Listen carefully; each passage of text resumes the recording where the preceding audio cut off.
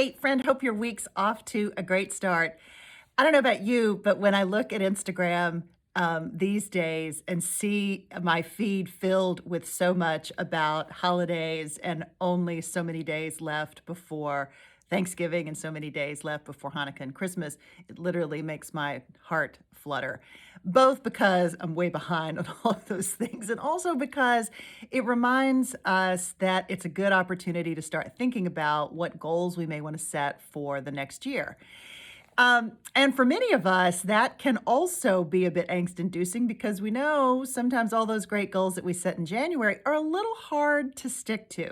So this week on the podcast, I'm talking to a behavioral scientist. Her name is Professor Katy Milkman. She's written a terrific book entitled How to Change.